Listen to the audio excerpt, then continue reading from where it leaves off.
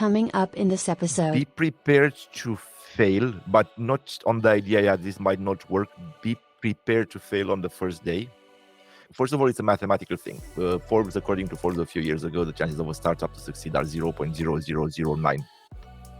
So you're going to fail. It's a very stressful thing, and somehow you're going to fail. But if you're prepared to fail, that means that you're prepared to change and make the difference between failing and giving up. It's I suppose it's a bit like having your first child. Do you Yeah, absolutely. Do you have kids? One, as far as I know. Yeah, right. Okay. So, as far as you know. I won't ask about that. Don't worry. I won't delve deeper into that answer. You don't. But yeah. First of all, don't listen to the people who have a magic wand. Says do this to get to 1 million, because that's specifically to the use case and usually is unique. Read it, learn it, adapt it. The first thing I would do if I would go back now is go and work in a startup first. Don't start your own startup. Go and learn on somebody else's money, because unless you're a millionaire or billionaire, you can have fun. Go and learn on somebody else's money. Honestly, it should be done, and you'll add value to that startup anyway if you're intelligent, if you really want to go down that way. The Founders Unplugged podcast, hosted by Greg Mccallum. Raw, uncensored conversations with startup founders. My name is Bogdan Maran, and I'm a tech founder startup in gig, technically speaking, for a long time. The best description I have about myself is actually given to me by a very good friend of mine, Nathan, who said that I'm a former photojournalist turned data scientist, and I'll add to that I'm a geek in terms of technology, which really helps. So technically speaking, I'm old enough to have a previous life, and I've been a photojournalist for over 17 years. I've done everything from Afghanistan to Olympic Games to working with Red Bull to a lot of very fun stuff, including having at some point lunch with the current king somewhere on a hill in Romania, which is a very funny story, technically speaking. I gave... Yeah, I'll note that down. I've went into startups. I gave up photojournalism because I was a little bit disillusioned of where it was going, and I've accidentally went into startups. Although I've been kind of a founder all my life, I realized way after that I've done everything from agencies to my own magazine for rallying and all this kind of stuff, and so everything was kind of, let's say, self-employed, but under various hats. So I went into startups without knowing what startups are by accident on one night when a friend of mine asked me if I can cover his ass because he couldn't take pictures of an event, like a city networking event somewhere in Shoreditch. And I went there to take pictures. I've got the times wrong, which happens with me from time to time, but I did arrive an hour early, so it gave me a chance to talk to the guy who was organizing it, and he really kicked it off and said, hey, just take some pictures and stay over for some drinks afterwards. And I stayed for the drinks, networked, talked to a few people, and the legacy story of how I got into startup is actually quite funny, because one of the guys who I talked to was building and repairing railway works, literally. And he asked me, what do you do? And at that point, I was working in a production studio, a video production studio. We were doing pitching documentaries for BBC and other things. And part of my job was to come up with ideas and how to monetize them. And I tried to explain it to him, and he was, so you're doing marketing? And I was saying, oh, fair enough, we're doing marketing, just let's close the subject. And he was, I have a question for you. I've just hired, I hired a guy on marketing, and he hired another guy, and now we have 3 interns, and you're doing all these social media campaigns. And and you're building railway works, literally. I mean, when was the last time we went on social media to buy a railway or a station or a train? Yeah. And he was, you're right. What did you do? And I go, I presume the main client is the government of UK, because presumably they are the ones managing and doing everything. And I would just go to the Ministry of Transport, befriend the bodyguard of the cleaning lady, find out where they're drinking in the pub, and just park my ass there and talk to everybody, because theoretically that's what it is. And that was my first client. So I had to go overnight. I changed my website. I created a website called 12 Creative Monkeys as a consultancy, and I mailed my client the next day. And I went into startups. That's how I started, technically speaking. And after quite a few years of doing crazy things, very crazy things, and usually things that are way too early from technology point of view or from an adoption point of view, I ended up with Visual Hive, which is the company I'm working on now, which is a baby of mine because it came out of a frustration and a couple of nights of drinking with my good friend Nathan, who is part of this as well. And Visual Hive started as a concept around, it literally started as a concept. We know that content, regardless the form or shape, visual content, being videos, photos, design, graphics, everything, is a behavioral trigger. It's as simple as that. It can be a good behavioral trigger or it can be a bad behavioral trigger. So that means that we are trying to figure out ways how to monetize that. So I was working at that point, and I'm still working in the B2B event industry. We started with this crazy thought way before NFTs with DLTs and side chains and tracking images, which was way earlier for that. But now we are actually on a good path with the Visual Hive. Is the value proposition is we are helping event organizers with their B2B content and to get more out of their videos and data, basically.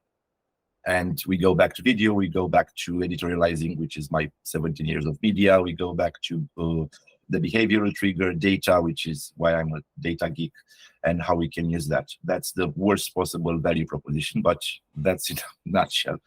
Technically speaking, last year we've restarted again, and we had this mammoth project that we've pitched to a few clients, went for the startup programs, and a program like Talk to Clients, and we split everything in 7 products. And we realized that the biggest pain point is actually editorializing. Nobody actually editorializes content correctly. And I know we've talked about this, about what you do with your podcast, because it can be done in podcasts. And there are a few tools now, especially with AI, but we want to make this editorializing content, the process very smooth and very fast, and contextualize it within the client, be it you or an event organizer or anybody, understand who they are, what they are, and help them actually get good output, because that's the backbone of everything that we do, because you can't do recommendation engines on 1 hour or 2 hours podcasts or 8-hour shows or anything like that. We have to editorialize that, to go into behavior, to understand people, to have that conversation, because video is a conversation. It's, Greg, do you like this video? Yes. Let me give you some more. Would you like something similar from that perspective? Yes, why not? Let's have that conversation, because that's how we see content, technically speaking. And for those, thank you for that. And for those that are kind of listening and watching and that don't know much about this space, can you explain what you mean by the editorializing? So in the concept. So yes, editorializing is a word that we don't really use in marketing because not a lot of people understand. So that's a very good question. Editorializing means taking long form content in any shape it comes and curating it, so cutting it to short form content, but targeted to audiences. So editing a clip out of a video is editing a clip. Editorializing means understanding the context in which you're going to use that clip and creating it like that. So for example, if B2B events are, technically speaking, one of the biggest video producers in the world, by hour, I mean, and it's a lot of interesting content, but nobody watches 8-hour content. So, and everybody has their own interest. So we would take a clip or a podcast or something like that they do, understand who their key stakeholders are, and create content that satisfy their needs or their pain points. Because we're going to talk, for example, in these 2 hours about a lot of things. From we started with meeting the king to, I don't know where we'll go, and I'm looking forward to find out. But whoever listens to this, everybody will have their pain points. So if we know their pain points and what they want to get out of it, we can pick up a clip that represents what they need and serve it to them wherever they are. And that's the concept of editorializing, coming from media in terms of news specifically, where you editorialize everything. It's the core process of everything that you do. News are editorialized. They have an editorial direction. Your BBC, then you want to be transparent and in the middle. Your Fox News, you want to be crazy on the right-hand side. So you have to editorialize that content so that your audience engages with it. We want to take it a little bit further, especially with the help of LLMs and artificial intelligence and machine learning. And I'm just saying all of that because AI is just not enough to describe a process. Sure. So you need to utilize a variety of AI and various algorithmic absolutely tools to absolutely to I suppose not fully automate, but somewhat fully automate this process? I see AI as a layer cake in terms of and an added value. I don't think let's do the controversy thing. I don't think AI is going to take jobs for people who know what they're doing. AI is going to help them do it. Yeah. That's it, because LLMs, so AI, technically speaking, at the moment represent LLMs, so large language models. Everything underneath, you go into machine learning or neural networks. So you use machine learning and neural networks to go into the large language models and all of these kind of things, or go into generative AI, creating images, understanding what images are, and all these kind of things. So those things just help us, because if they don't know who we are, you're not going to be, they're not going to represent you in the way you do it, especially if you know how you do your job. So that knowledge that we have, that experience, that bumping our heads as founders and doing this over and over again and making mistakes and everything like that, that's our internal knowledge. That's how we use it. So if we take that and apply it to an AI and apply that knowledge, you technically go into a direction called small language models, which are specifically curated towards your use. So my small language model wouldn't necessarily help you because I'm coming from a different direction, and vice versa. Mm-hmm. So that's what we are trying to do in terms of going towards, which is quite a fit, because at the moment everybody, of course, focuses on OpenAI, Bard, and all this kind of stuff. So these are, technically speaking, large language models, and they understand the general stuff of it. They would be a good manager without knowing the actual tasks or actual context of what the company does. Sure. Makes sense. So so where are things currently for Visual Hive? What stage are you at? And just give everyone a bit of context for that. It's been a journey, let's put it like that. It's been a journey of a lot of research and a lot of work and a lot of mistakes. We've unfortunately had a round collapse in January, which we're quite hopeful about. But we've kind of regrouped. We regrouped from there, and we've learned a good lesson, which is that in the B2B event industry is very much about managed services. So the alpha that we've created, we are transforming now into a managed service. So we're going to have a backend that we're going to use to deliver the outputs and educate the client. And technically speaking, we are a couple of months away from that to creating all of these AI machinations that will help us move faster, because we used to editorialize by hand. So we want to transform the hours into minutes, technically speaking, and from minutes to live. And we are 2 months away from launching, 3 months away from launching the MVP, because it's tech, you never know. We went down the route, which I think it's interesting. I was very keen to go down the route of low-code platforms and open source options, because I think that community aspect adds a lot of value to what you do, and you have to give back, and that helps a lot. So we are going to, we can name names, I presume, at this point. It's not a problem. Of course, so, that's up to you. We chose Noodle as a front end, and because we found some great partners there from Apex Intelligence that helped them build what they built. And Noodle is a fantastic visual way of building things. It's not a drag and drop like do the divs. It's more of a pasta thing. So you have modules and you link the logic to it, and then the output, the front end, you do that just on CSS, which is way more interesting because we have a very heavy logic product. And that way we can see it. Even I, which I'm not a coder, can work with it. I developed some products there just to learn it. And we're using that because we are very keen to do that, and we are trying to do everything else we're trying to do on the same principle: join communities, try to find these open sources, from AI to anything else, trying to find things that we can add, and not necessarily get entangled into the big guys who are going to grow and are going to step on the heads of whoever relies on them heavily, technically speaking. Right, makes sense. So isn't it an exciting time then, by the sounds of it? Like, it must be nerve-wracking and probably the most stressful time, but it's an exciting time.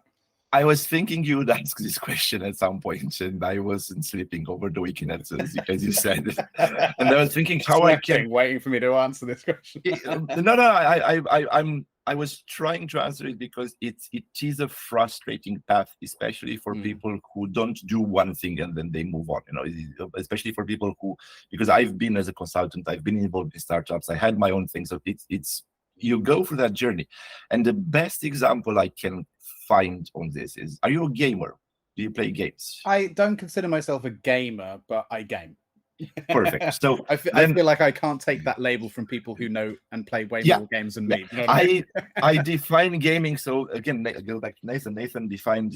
There is actually a social study on how do you call people gamers. So if you play more anything, any kind of game, if you play more than 2 hours a week, you're a gamer. Oh, okay. Then technically, I'm a gamer. Yeah. So, when you go to do these kind of big games, especially the adventure ones, where you have to build your character and go around and do all this madness, and you end up, killing the dragon at the end or whatever that is. And then you restart the game with another character, but you know the storyline, you kind of know where it's going to go. And you have that frustration at the beginning, especially if you worked on a bigger startup, or if you work with bigger startups who had teams and money, that how to play with a very well-developed character. But when you restart, you have these very early entry points that the character cannot do things, and physically, because there is no money, there is no time, there is no training, and all of these kind of things. And you know where you want to go. You have the vision, you have the end result, you know where the dragon is, you know how to kind of defeat the dragon, but you have a new character, and that character you have to learn about it, and you have to go through all the training things and all the grinding stuff and all the things, so you can redo the game and the storyline with that character that alters the storyline to a certain degree, and you'll make mistakes that you haven't done with the previous character. And it is frustrating because it means hours, in our cases, in terms of startups, days, months, and years to get there. And that was my best correlation, and that's where the frustration comes, because in your head as a founder, you have the vision, and you know where you want to be, and you know how nice the product should look like, and you know how powerful the character should be, and you get that bow or you get that sword, and you know that's going to take you another 5 or 10 levels to get to that level to be able to do something that you want to do. And that's the frustrating part. The exhilarating part is, of course, it's because this is literally my baby, and I love it to bits, and I know where it can go. I can see it grow. And that gives you the energy, if you still have some, so you definitely have to find some energy after a few tries. But with this world that develops constantly, we're finally in a position where ideas that we've tried to put in practice in 2019 when we started actually are real now and become real. It's when we started, we wanted to do this sidechain tracking images and copyright and understanding what happens. There was no technology to do that at that point. It was just theoretical on paper. There was no way to do live transcription and translations. It's still hard, it still needs work, but there is no way to do that. There was no way to automate a lot of things. There was no way to learn because you didn't have context and you didn't have memory, and you're relying on Postgres, where now you go into vector databases and other things that are way, way more useful. So it's exciting from that perspective. Absolutely. Yeah, ignorance is bliss, right? Yes. Basically, when you meet people that have kind of just fallen headfirst into their startup, and it's just moving at a pace, and for some reason everything seems to be going relatively right for them as founders, they are ignorant to all of the major struggles they have yet to come up. And yes, and I'm very jealous of those people compared to when you've done it a few times before, and you're like, oh, you wait. It's I suppose it's a bit like having your first child. Do you absolutely. Do you have kids? One, as far as I know. Yeah, right. Okay. So, as far as you know, I won't ask about that. Don't worry. I won't delve deeper into that answer. But yeah, it's a bit like that. It's like, ignorance is bliss. It's like, oh yeah, oh well, having a baby is so easy. It's much easier than I thought it would be. It's like, just you wait. Yeah. Mine is 15. I've gone through everything so far. But I'm looking forward to what's happening. Yeah. Also, we seem to forget the fact that we were kids once, and we were a pain in the ass, probably. So undoubtedly, I can vouch for that. At least on my side. Yeah, I mean, I definitely can. Yeah.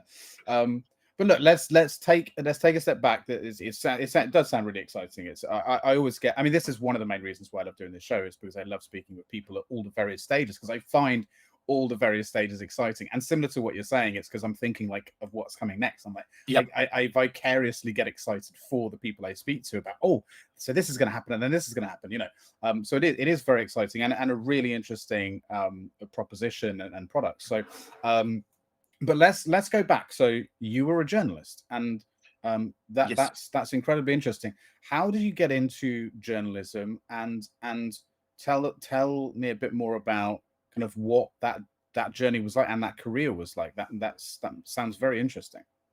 I got into journalism. I don't remember exactly why I wanted to go to journalism in terms of specifically journalism. I know when I finished high school, I wanted to do either writing as a journalist and I also prepared to go into directing, which I didn't end up doing anything about it. And I wanted to specifically go and write because I liked the idea of the whole concept of telling that story and developing that. What I didn't realize, I absolutely hated writing. So technically speaking, my first written article published was about 7 years ago or 6 years ago, something like that. After I finished everything, I was writing for a Founders magazine in Sweden or an article about media. So when I went to journalism, I found a very nice teacher who was doing photography, and I absolutely adored that. I realized it's fantastic, and it's the best way to express myself. Went into my first job, I think in year 1 of uni. I went to work for the national news agency, Romanian national news agency, where I was born and lived. And I had a very nice interview where I stayed at the door of the agency for about 5 days. I was working I was doing practice for a newspaper, like a party newspaper, small newspaper, and I really wanted to go there, and I found out they had a job. So I've stayed at the door for about 4 or 5 days. I had my pictures printed. I was shooting on film, so that's how old I am. And I had my pictures printed and cropped on with scissors, literally, so I can have like a portfolio type of things. And after 5 days, I went in there, and they set me on this big room with 5 guys who were smoking, and one of them was drinking. That was about 10 a.m. in the morning. And they asked me, so they looked at the pictures and they said, yeah, so do you drink? And I go, yeah. Do you smoke? I go, yeah. Okay, this is your badge. You had your first press conference there. I was 19 at that point, or something like that, 19. And I discovered then an amazing group of people that were the photojournalists in that area. There weren't a lot, so I had a chance to grow quite quickly. A lot of space to grow quite quickly, which is something that you wouldn't get, for example, in this country. And I discovered that I always have problems in terms of depression and anxiety, and I'm not a people person. Let's put that. I can socialize quite well and I can smile a lot, but I'm not a people person. And I discovered that the very rigid system that photojournalism has to approach anything really fits me and really helps me stay within something. So it got me out of some very dark areas, and I just fell in love with it. And did my first Olympic Games when I was 21. Went to Afghanistan about 4 months after, which was quite an experience. Let's put it like that.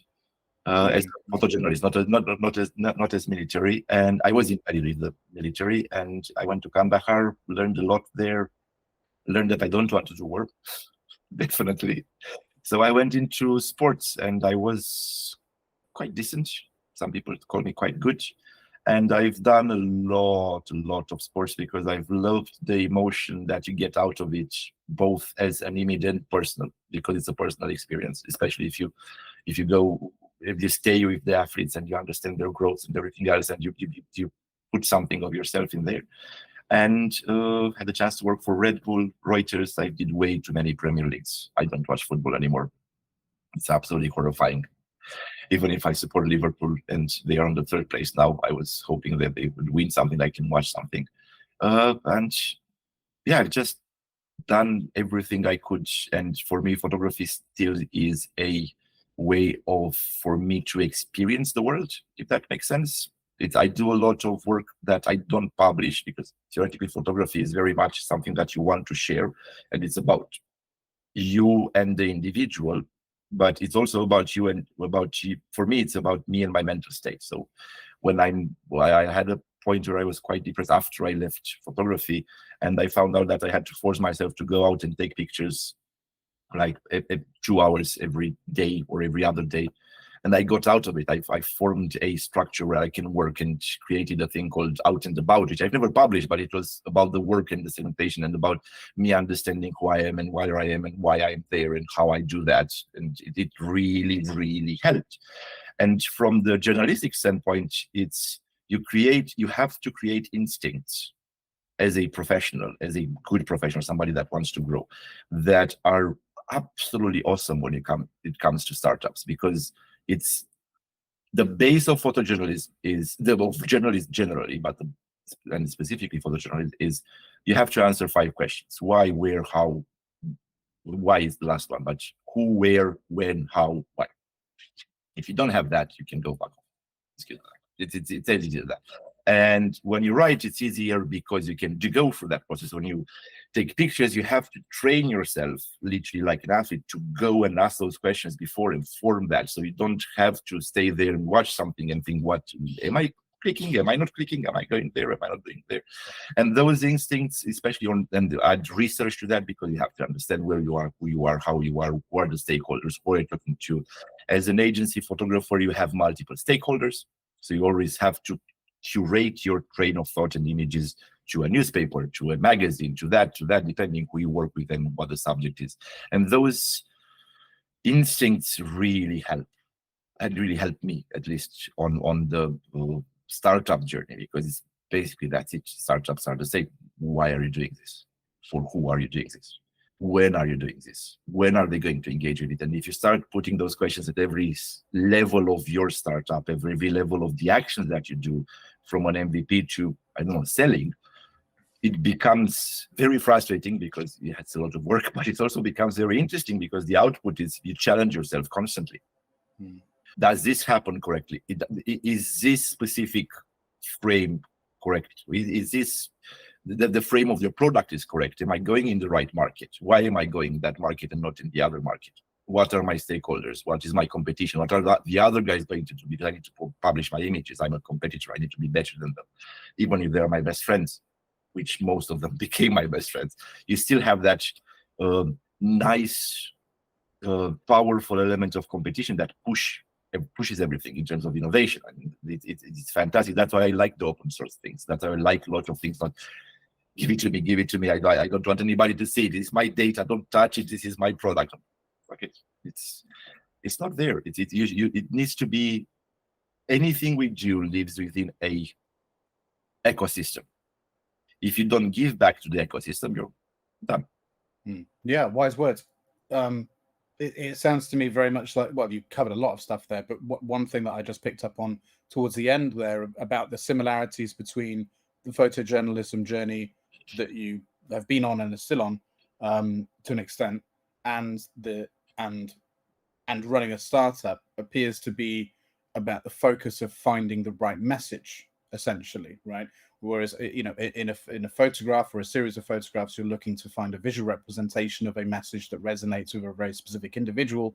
With a startup, you're looking to do that with a multitude of various types of media, including just you yourself and how you explain it, like in a podcast or when you meet someone in a pitch or things like that. And it's funny what you say about you not being a huge fan of writing. It's actually one of the skills that I advise for most first-time founders to sharpen up on. I do believe that actually there are a number of skills that we don't talk about enough. Public speaking is one of them.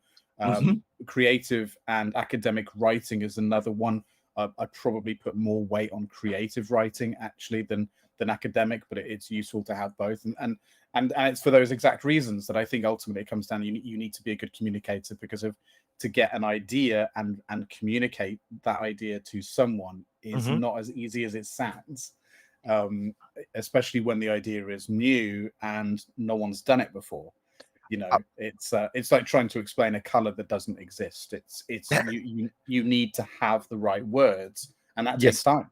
It takes time, experience, and you usually get it wrong at the first thing. Lots and lots of times. It's I mean, I have this argument because talking about writing, I do write a lot in terms of, now I, technically speaking, use LLMs, which I've trained on my voice. But what I like about it is that I don't have the patience, right? And I equated that in terms of why I went to photography, because photography gives you a lot of tools to convey a message the way you want it. Of course, it's work, but it's easier than painting. You don't have to have the patience of a painter. I would love to have the patience of a painter. I will always love that. But painting is a patience. I equate that to writing. So the GPTs of the world that now help me, it's kind of me getting a camera versus painting. I'm not going to go and say one line of write me an article about this. No, like I usually write for a one page. I did a little bit of math. I usually write 3 or 4 pages of context before I get that one page out. But it helps me formulate other things which is, as you said, yes, mandatory to have good writing skills, because it trains your brain. It's an exercise that even if you don't write articles, you have to have it because you understand it better with what you say. Public speaking, again, something that I hate to this day, and I do keynotes now, which scare me, and I sweat like crazy. But the whole exercise of, I know I have to be good at it. I know I have to deliver this, and I have to practice it, and I have to be the face of it, because there is nobody else. My imaginary friends are my imaginary friends. Nobody else can see them. So even if I would have a good imaginary friend that can speak on stage, doesn't really work outside my head. So you have to be there as a founder. Unfortunately, this is where we are in terms of, as a founder, you have to have those skills. It's not just about being a geek, being an engineer, having a vision, having that. You have to present your vision. You have to go to investors. You have to be able to hold your own regardless, and have a train of thought that works. It doesn't have to be, you don't have to have that vocabulary of an academic, but you can't go constantly, maybe. What do you think about this? Yes. Is this good? No. You have to go and explain it and put it in front of people. Why. Yeah. Yeah. Exactly. Yeah. I mean, you're selling, basically. You need to sell your vision. Yes. And sales is important. But I would say that because my career was built in sales. So that's why. but that's how we started this conversation. I think at a networking event, I said, I'm bad at sales. Technically speaking, I am bad at a specific sale. I'm not bad at sales because I'm selling myself. I'm selling myself to my co-founders, to employees, to clients, to everybody else. I'm bad at closing. Let's put it like that. Right. But when it's funny when people say I'm bad at closing, I tend to think what they mean by that is I don't know what to do with the results that I get, which is to suggest like I'm great at getting people excited about the vision, and then I just don't know what to do, and that feels more like a technicality rather than a skill. It is a technicality. Really, it's more just like, well, what do you want? If you have a clear vision of what you want to achieve at that point, well, then you'll know. Then it will just happen quite organically. And I think quite often people just don't know what they want to achieve at that point. It's also a training thing, because you need to understand where you're bad at and work on those stuff. Actually, proactively work on all that. For sure. Because I can sell my dream in half an hour. So I can do the passion thing. I can put people on a chair and get them stuck to the story. I know how to read people. It's been one of my things since I was a kid, trying to read people. I love that thing, but I know I'm not good at the closing because I go on and on and on. So I look at people who are good at closing and I try to shut up. First of all, I literally have sticky notes with shutting up. As you can see, I talk a lot and all this kind of stuff that help you. On the other hand, I've seen founders who are fantastic at closing. I mean, they would sell you a squirrel if you give them a squirrel, but at the closing side. Whereas they need to learn where the passion is, because you're not going to get an investor with a sales pitch. You might get a client down the road. Early days is, do you like my beard? No. Okay, fair enough. You're not going to do business. It can be as simple as that. But then on the other side, you could say, right, before we talk any further, let me tell you why beards are great. Yeah. and then it's like, okay, I've explained that now. So, do you like my beard? Exactly. And then I was like, yes. Okay, then let's talk about the next step. And I think it comes down. It's something that I agree with. I like you probably should have lots of post-it notes that say "shut up" because I love talking. But actually, in reality, I've realized over the years it's kind of my superpower. But but together with that as well is the active listening part, which is, I think, Yes. equally a yet another skill which I talk on and on about with founders. It's like, it's good to be a great communicator, but even more powerful to be an effective listener.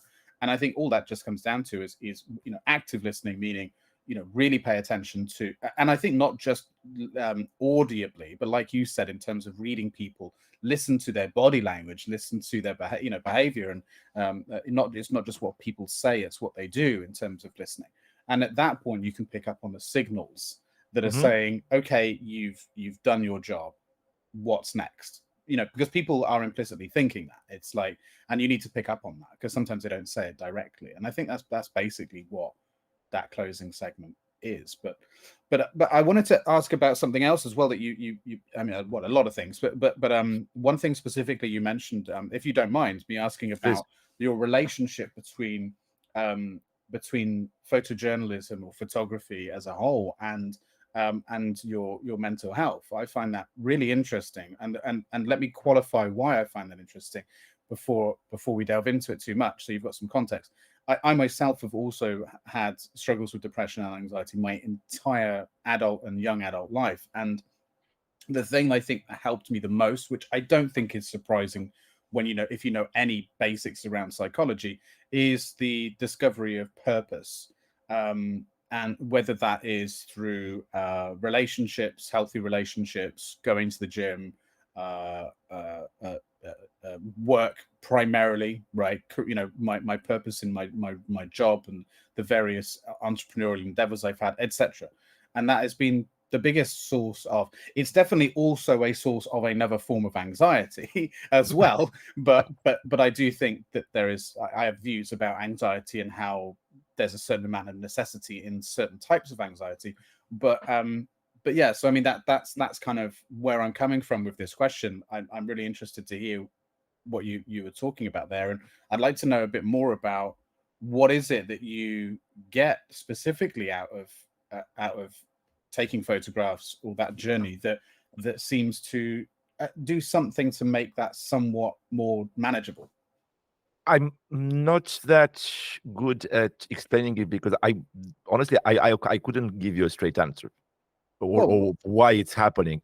What does your instincts tell you? I know that I'm as you. If I don't have a scope, be it work, be it doing something that it keeps me engaged, I go down the rabbit hole relatively easily, and that takes me out. With photography specifically, and photojournalism more generally, with photography, I discovered it's a way for me to communicate with the world and look at things and meditate to a certain degree. It's not necessarily meditation, but it's a zone where I can go into and get me out of a rabbit hole. With photojournalism, what I really liked about, and what I discovered now way later than I used, it was the absolute rigid structure that it has. So photojournalism, compared to any other form of photography, you can't do anything, technically speaking. You can't edit. There are some basic rules of editing that you can apply to them. You can't go around anything. You have to be as correct as possible. Your personal opinion doesn't really matter.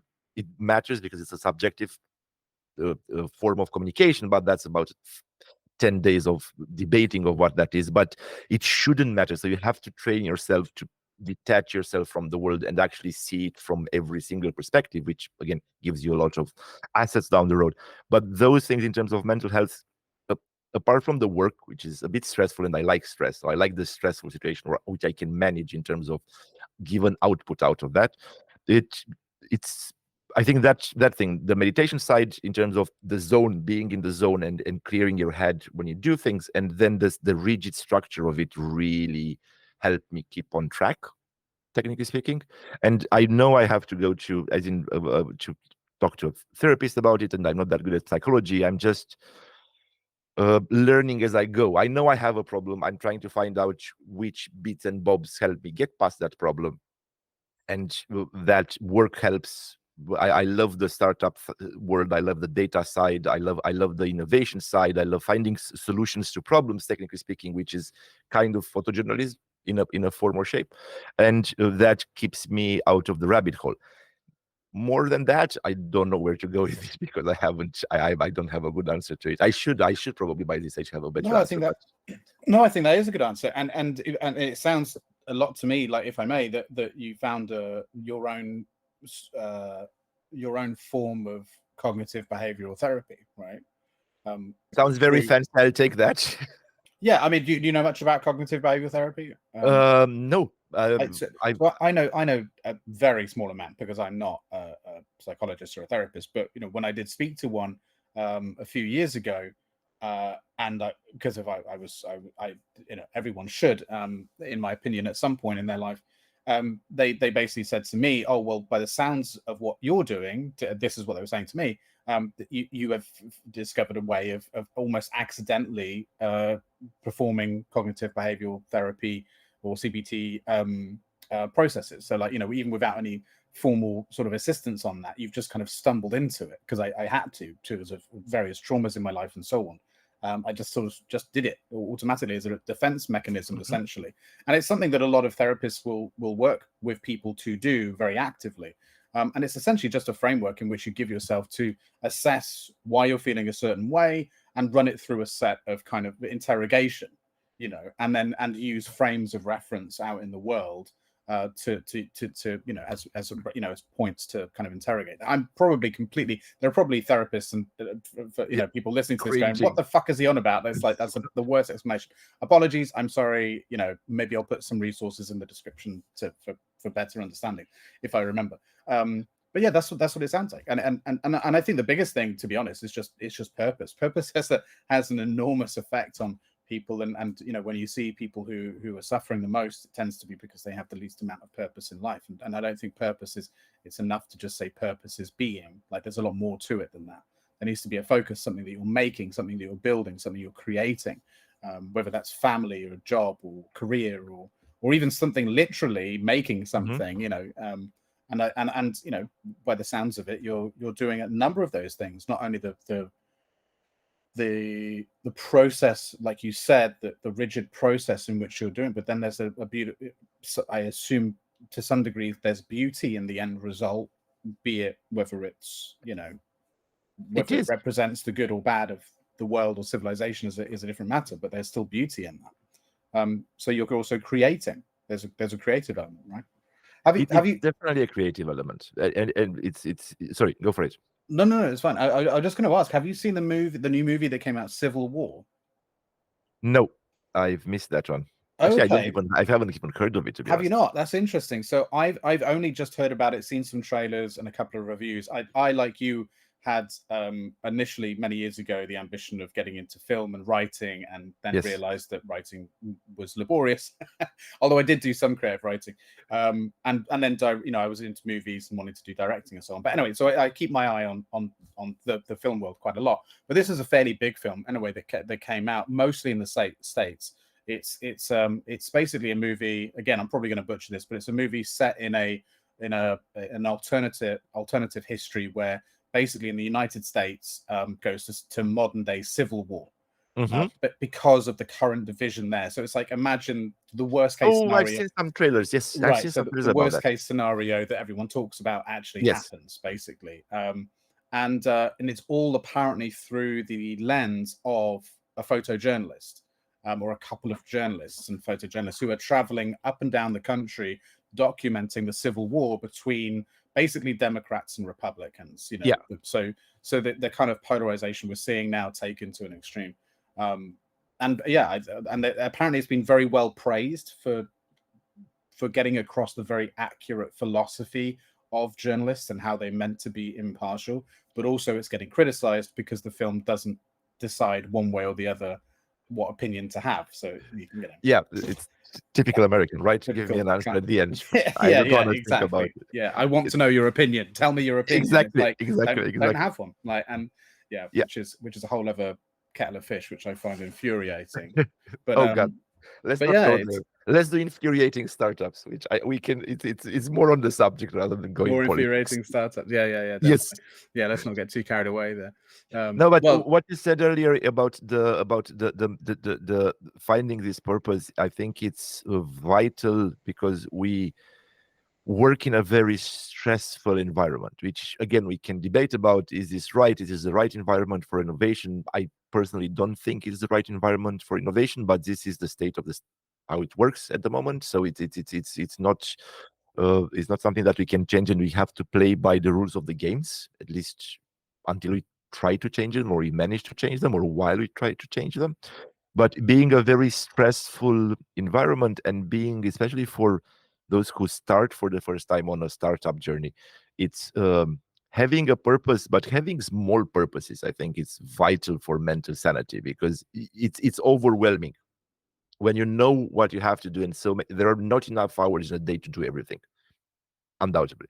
So if you have those small purposes, and you do what you said about writing, and writing down, even if it's bullet points, and you go to your GPT and start making it more sense, if you're the marketing, bullet points of what you need to do, where you need to do, have a purpose. I need to do a website. Okay, you can't do 10 things at the same time, and having those, it's incredibly healthy, mental health, from a mental health perspective. Otherwise, you get overwhelmed, you get stressed, you will get overwhelmed, you will get stressed, you'll get tired, you will lose your drive, you will lose all of those. And if your mind is not there, you will lose weeks. Literally, the weeks will pass by, and you go, what the fuck have I done this week? 3 weeks. And those will happen, but you have to get past it. And I think people could apply that exact same approach to their lives with or without a business. Like, that's just a decent thing to apply. It's just like, okay, if you're struggling, make a list. What do you need to achieve? What is it you need to get in your life to be moderately happy, to be safe, to be secure? Like, what do your family need, etc. Give yourself some goals, set yourself some milestones. It's not like, that's what I did many years ago, and it helps. Like, it's you need to have a goal to aim for before you can start playing football. Otherwise, it's just a bunch of people kicking a ball in the field, which can be fun for a little while, until someone says, "What the fuck are we doing this for?" Yeah, let's play golf. The sun's gone down. We're still kicking around a ball. Like, how long are we going to do this for? It's like, oh, forever. I don't know. We've got to. There has to be a middle, and a beginning, a middle, and an end. Otherwise, what are we doing? Yeah, you're doing cricket, technically speaking. If you're doing that. That's why I can't stand cricket. I think, because it's just, when is this going to end? Yeah, there are no rules. There are entitled people with making up no rules. Basically, I am pretty certain that cricket has no rules, and they literally make it up as they go. Because every time I've watched and I've sat with people who are into it, I'm like, what? Explain what's going on, and then they'll explain, and then something similar will happen later. I'm like, explain again, and they're like, and it's a completely different answer. Yeah. I had to study cricket because I shot sports, and I never shot cricket. And they sent me, I was working for AP at that point, and they sent me at a cricket match. And I actually downloaded the game to play cricket, so I can actually try to understand why am I going there. And out of all this experience, which was quite long and frustrating, and I did shoot quite a few cricket matches, the only thing I came out of it is that they have a rule that they have to stop at 5:40, which for me was like, okay, if you have this rule, I don't care about anything else. I'll do my best to do whatever it happens. I'll figure out who wins. Fuck it, it's just no. It's very much being. They'll announce who wins at the end eventually. Yeah, so you'll figure it out. It's very much like the VCs in our world. It's yeah, very good analogy. Yeah. It's like they're playing cricket, but they're telling you that they're playing football, right? Yeah, yeah. Very good analogy. Yeah, it's interesting. I mean, that's why people reckon that football is actually one of the most popular games. It's because it's one of the easiest games to understand in some ways. It's not to suggest that people are dumb, but generally speaking, the masses will go to something that is easier to wrap your head around. It's why when you give a ball to a bunch of kids in a field, they'll start kicking it around. Within a matter of minutes, they've taken their tops off and made little goals. And it's like, whoever gets the most goals wins. Okay, great. You don't see a bunch of kids, whittling together some wickets and a bat, and you know what I mean. Like, and I say, well, this game will last for 7 days, and it's instinctive. It's very much an instinctive thing. And one thing I like, I've shot probably in the thousands of games of football at every single level possible, from people playing in front of a church to World Cups, finals, and things like this. One of the things that football, and I don't like football, I'm still giving that example, it gives you is dopamine, which is something interesting when you talk about mental health and finding ways, procedures, because when you do a procedure, or you have a process and you end up, you have a little bit of dopamine. Football gives you constant dopamine because of the movement on the field, because of everything that is happening. If you are into sports, so I wouldn't put my better half on this one because she absolutely hates sports, so she finds dopamine in other places. And dopamine is something that really helps in terms of mental health, because if you give yourself easy wins, so you have those processes that you go through, then you have that dopamine that carries you on to the next level. I discovered dopamine a long time ago when we were before the whole Cambridge Analytica thing. So you're analyzing cohorts for different companies, and I was working as a consultant and with my friend Nathan, and at some point we realized we were debating the dopamine level in social media and all these apps, and about UX, about engagement, and all this kind of stuff. And with this we used dopamine, as in we had an exercise that each of us had. We found ways of creating dopamine without using social media, without using all of this kind of fake dopamine that keeps you going and going and going, like smoking, and fucks up your brain, technically speaking, without too much debate on it. But those little dopamines in terms of a startup journey really, really count, because they really carry you out to the next one, which is vital. It's interesting though what you said there, because I was expecting you to go a different direction when you were talking about things like football, and then the analogy with the startup, how human beings are designed biologically to seek out dopamine. I mean, that's what we do. Absolutely. Looking for a reward. So why is it that all of the other examples, whether that's food, alcohol, drugs, sports, entertainment, is we have, big green tick, that's acceptable, but social media, bad. Why is it so bad? I think there needs to be a proper study, and I don't feel like I'm the best person to say it, but sure, but in your opinion, let's say. in my opinion, I just want to underline that I'm not an expert on this. Don't take my word for it. Neither of us. We're startup founders. We're not fucking experts on anything. So where I think so. There is, I'll take you on a long route. So there is this book from the early, I think it's 1980s, 1970s, something like this, that my dad gave me a long time ago. It's called The Third Wave by Alvin Toffler, which is not a fantastic book in itself. He's a futurist, so he would explain various things. But he has a theory that stuck with me since I was like 12, I think, when I read that book. So he works on another theory of a Russian guy, which I cannot pronounce the name of correctly anyway, even if I remember it at this point, who said that innovation, because they're talking about startup and innovation, so innovation comes in throughout history. I'm talking about now. Innovation comes in like the waves. So you invented the wheel when you were down and you needed to do something, and you used that innovation called the wheel through generation, explained it to your son explained it to your daughter, and so on and so on and so on. So you had a few generations until you reached the peak of what you could do with that wheel in terms of that environment. And then you went down, and then you hit the bottom again, and then you invented the next one, and you put, I don't know, rubber on wheels and things like this. So and the Russian guy's theory is that the peaks, the points between those peaks are equal in time, because you need time to go through learning that innovation, fine-tuning it, and going there. Now, Alvin said that actually, as you get closer to the 1800s, towards the and especially in the 1900s, and now into nowadays, those points between innovations become closer and closer. And he was absolutely right, because he was talking about this in the 80s, and now we've lived, us too, lived through at least 2 or 3 peaks of innovation. So you went from the computer that didn't exist, we went through, and now we're at AI, which is a peak of innovation. But we've never actually had time to understand both the benefits and the downpours of this. And this is what I think social media is. As I go back to your point, we are animals. We instinctively look for dopamine, but our brains are not trained, evolved, whatever word you want to put under that there, to be able to cope with the level of dopamine, the repetitive dopamine that a social media feed gives you. So we even at this point, we don't really understand the effects of social media on us. So if you remember, I'll give you an example that stuck with me. If you remember the effects that the like notifications gave people,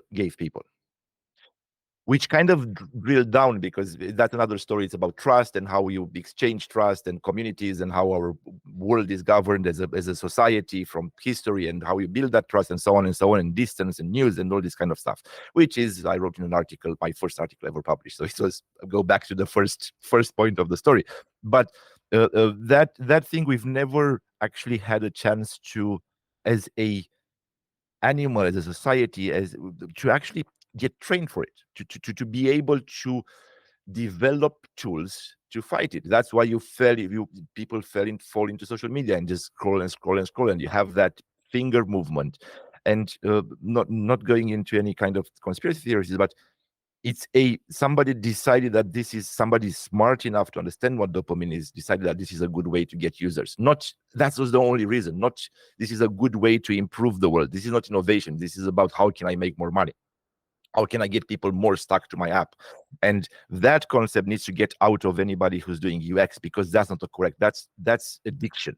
That's not value added to a user when it comes to innovation. I'm talking about build an app for, I don't know, like Facebook. We're talking about actually innovation, actually doing something that has a good impact and raises the bar to a certain degree.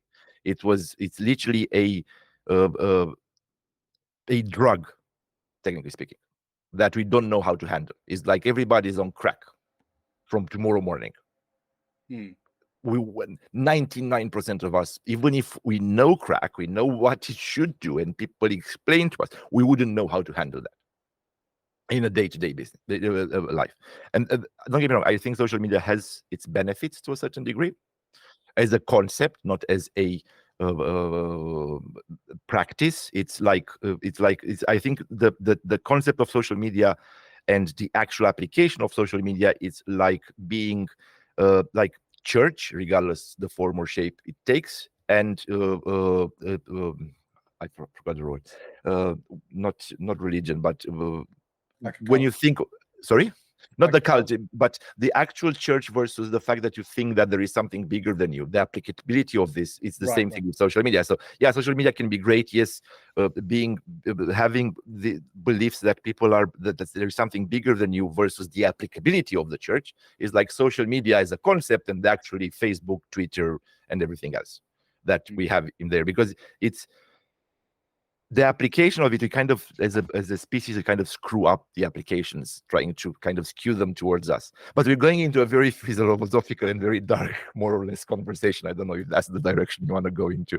But I go with the flow on this podcast wherever the conversation goes. But I find it interesting because I have some fairly strong opinions actually about this topic to a point.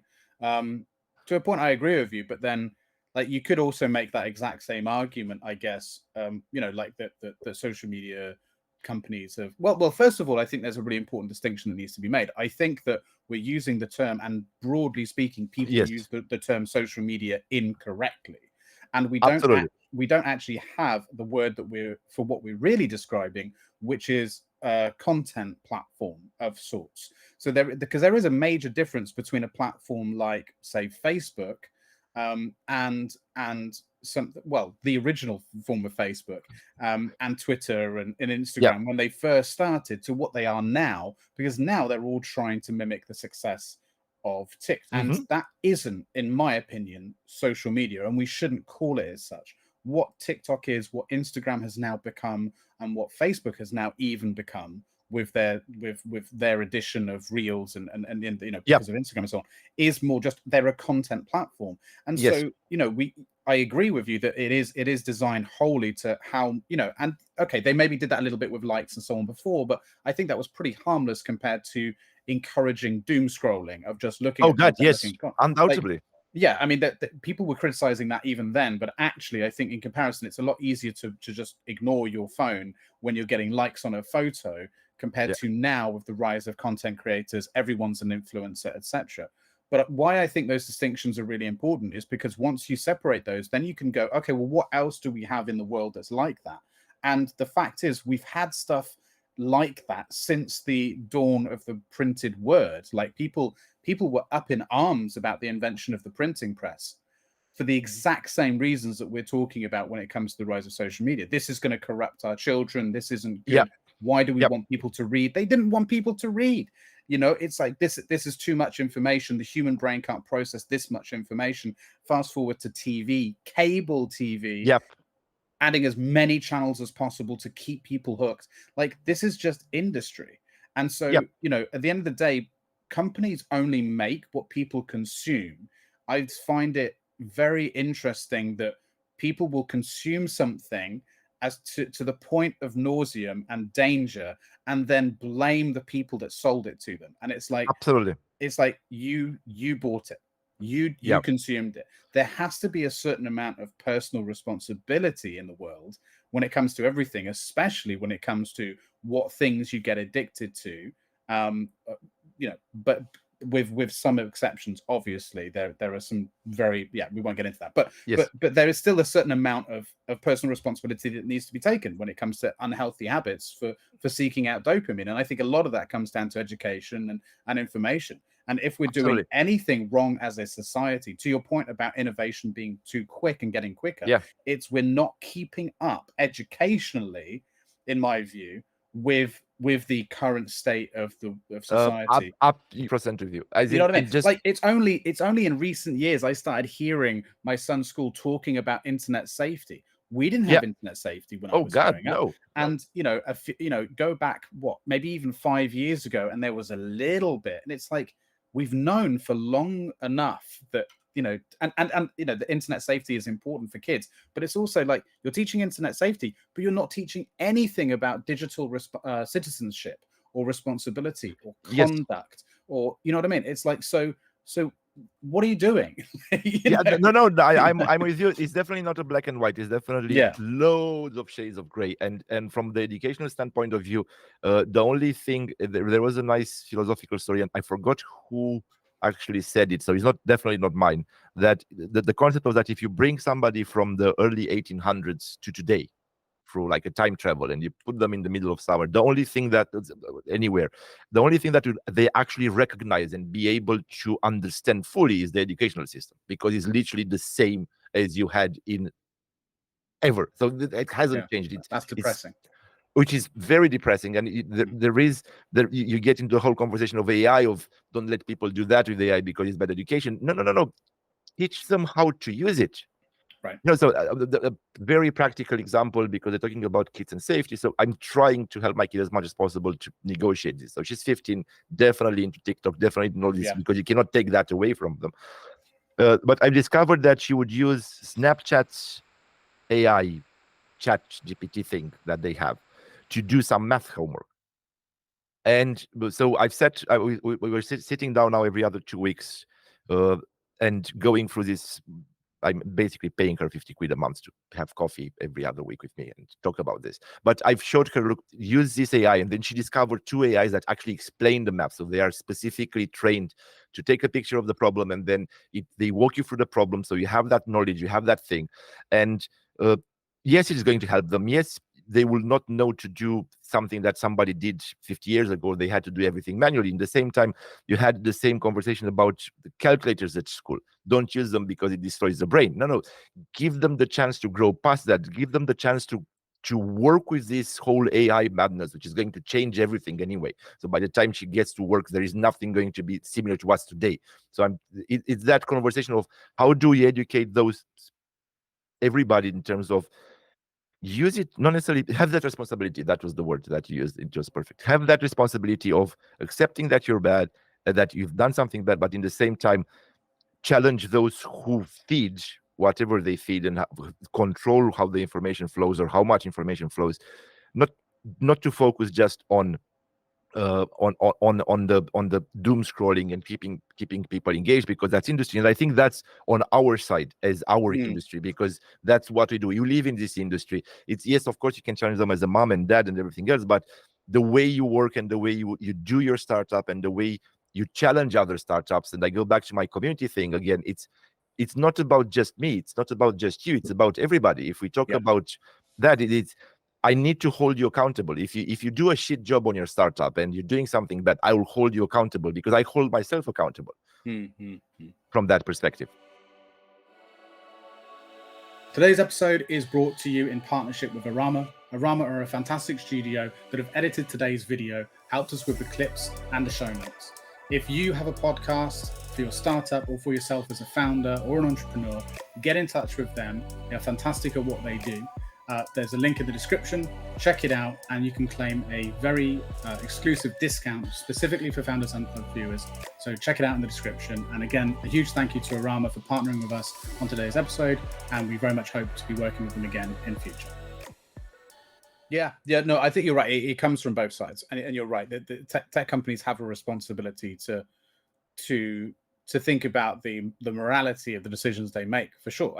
But I think it's unfair. I think maybe to what my point is. I think I get a bit annoyed when people point to things like TikTok and say like, oh, the morality, and it's like, well, that's the literal point of it. It's the point of it is to, like, they would argue that the value of what they bring is to curate content based on algorithms trained on your previous interactions to serve you content that you're more likely to be interested in. That's the value. If it didn't do that, no one would like the platform. So it's like, but it's like, I feel like we're just pointing the finger in the wrong direction. No. We don't have to point the finger just into that direction. I was pointing the finger from you wearing my hat as not as a user, but as a founder, startup, as a founder, from that perspective, from the innovation we can definitely be more accountable ourselves of like how we're building this product and is it doing, and I like what you're saying about, seeking out the tools that can help, like your daughter in that situation. So instead of doing the work for someone, it informs them, this is how it's done. And I think that's the key difference. Because you've said something very interesting at some point in the last 50, 60 Oh, good. At least minutes or something like that. No. One. Yes. There was a bunch of them, and I do have my notebook. So I did write quite a lot. So I got some nice ideas. And the point that you've said something that really that's stuck in my head in terms of, you said a word that says creative. I think we are in a point where creativity becomes a key element of innovation.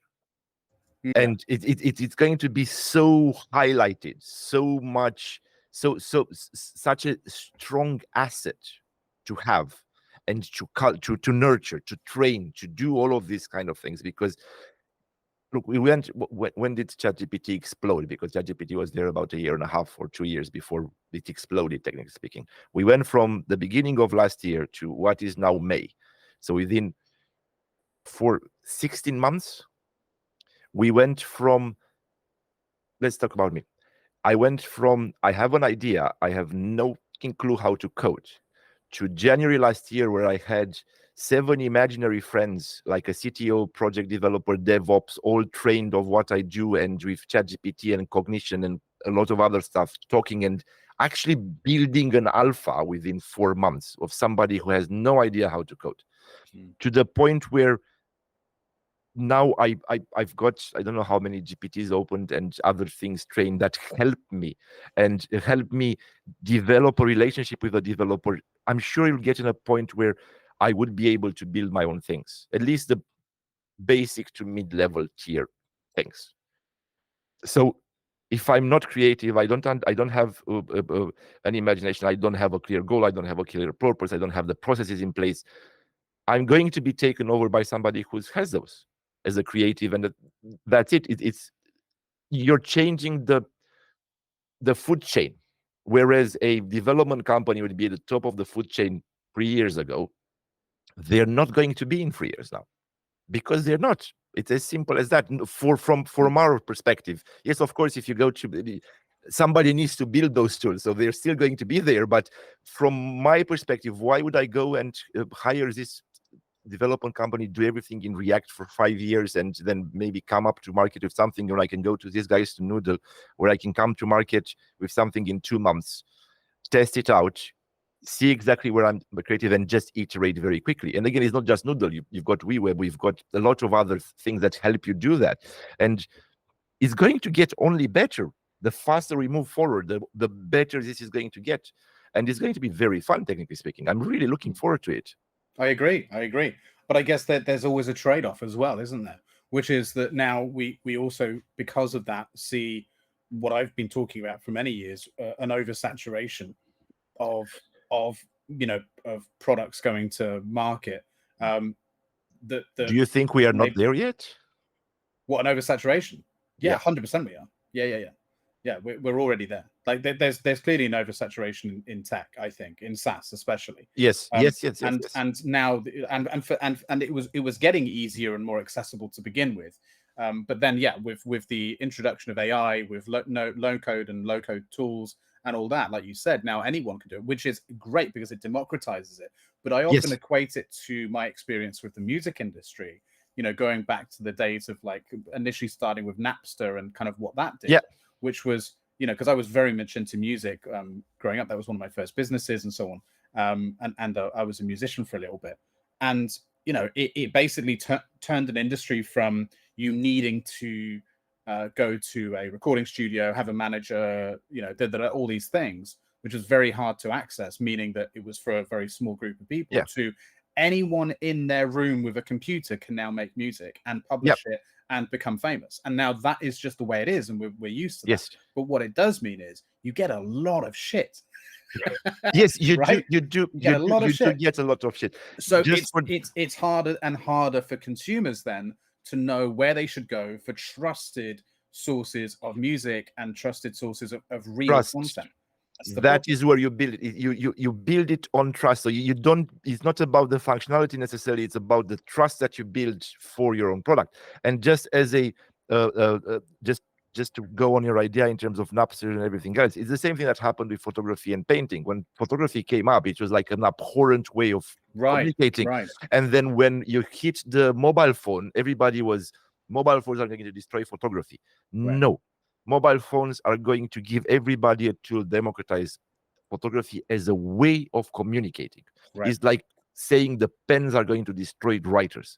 I can pick up a pen and I can write. It doesn't matter because I'm not going to be Shakespeare. I'm not going to be even at the level of the guy who does the last page of the Times with the whoever died. I'm never going to get to that level. Even if I have a pen, I have the truth. I can write things. But you could, if you wanted to. I could. So I guess the point is, it's now leveled the playing field to the point where you could, if you decided to pursue it, be the next Shakespeare.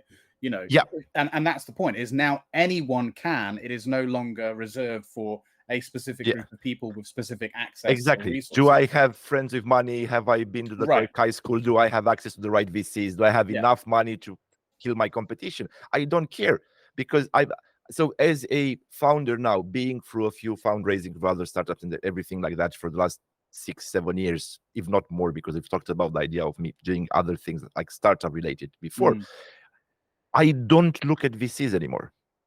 It's not on my roadmap. I look at angels that add value, but I move towards a managed service because I think if I nail this, I'm not going to go through VCs, because with these guys from Apex and with Jeff from who's helping me with the AI, and us working together, them having their own companies and me helping them and having this collaboration, I might not need the money from the VCs. Right. To get there. I might, because the money, why do you get the money from the VCs? Sales, development, and marketing.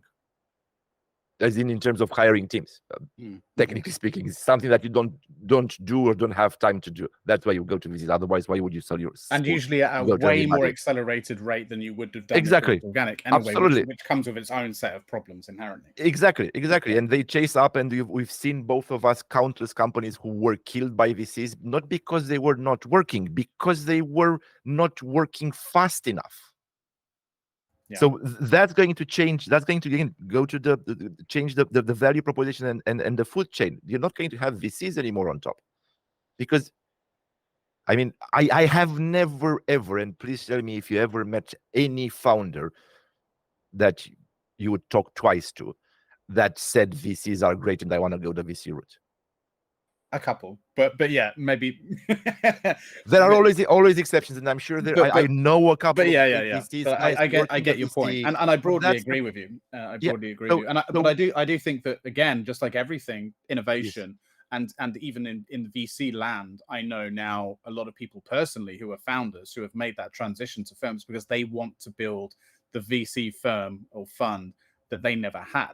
Yeah, so now they are innovating. Right, they're innovating. So it's the same so thing. It's happening throughout the whole So- ecosystem. Exactly. So we go back to the social media versus content platforms in terms of terminology. Okay, they are still called VCs, but they're not necessarily what we know about 10 years ago of being VCs. They should probably rebrand it founder-led VC or something like that. You know? Exactly. I think they already do. But I'll go back to another interesting thing that you said a bit earlier, which was the idea of having an oversaturated market with a lot of SaaS products, which I really, really love. And I'll give you, I'll tell you why I'm excited about that. I don't know if you remember, there was a book.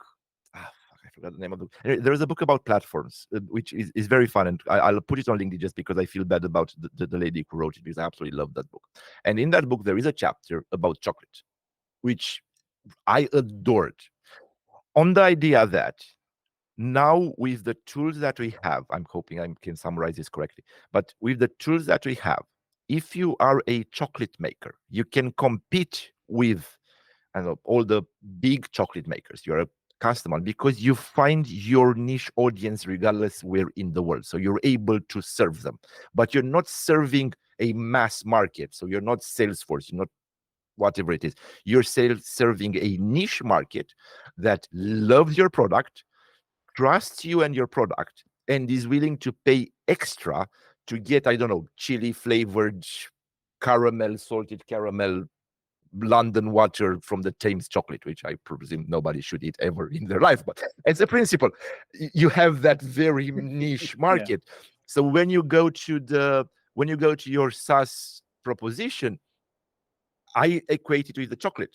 If I have my salted caramel Thames water SaaS that is tailored to, in my case, B2B event industry, and is tailored to trade shows, and is tailored to specific trade shows that have more than 1,200 people. And we go back to the sales in terms of the US, what is your ISP, your ideal client, ICP, ideal client profile? That ideal client profile is not about 5 million, 20 million when it comes to SaaS. It's about less that are willing to pay more, and you have a less churn rate. You have all of those things that drive your SaaS business completely changed, because you're serving specific chocolate. You're not serving Mars, which is Mars.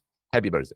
It's not there. I might take it because I don't know, I might like it, but I want that chocolate, and I want that tea, and I want that SaaS, and I want that AI, and I want that LLM, and I want that, because then you start picking it together.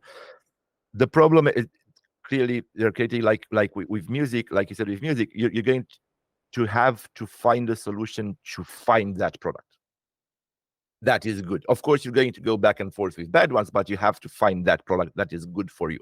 But that's where maybe social media, in the sense of social media, can come up and help, because then you have a social circle that you can trust, and you can go to that, and then that becomes curated, and so on and so on. Well, that's literally, you took the words out of my mouth. That's what I was going to say. We come full circle to that, because then that is one of the huge benefits of social media, is the ability for people all over the world to form a tribe, to connect based on shared interests, shared problems in the case of like B2B, because we're problem solving there, or shared desires in the case of B2C.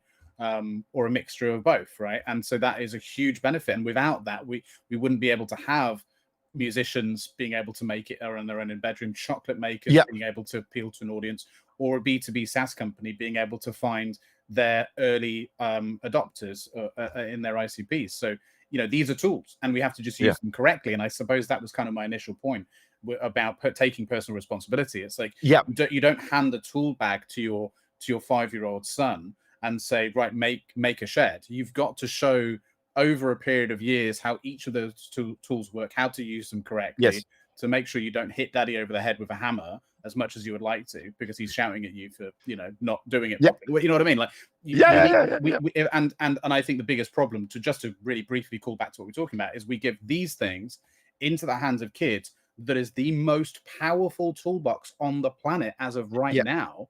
More computing power than things that we sent to the fucking moon by an enormous amount. And we're saying, go and have fun. And that's nuts. Yes, it is nuts. I don't have an answer to that, because you have to give it to them. Crazy. I mean, it's not about not giving it to them. It's about how do you make it so that they use it properly, and you have time to train them or teach them or how to use that. But we don't. And the reason why we don't is because we have no idea how. Yes, we didn't have a chance the answer. to. Yes, we have no frame of reference. We know how to train someone to use a saw. We know how to train someone to paint or to write, but we have no framework for how to train someone to interact with the entire world. We have never had to do that.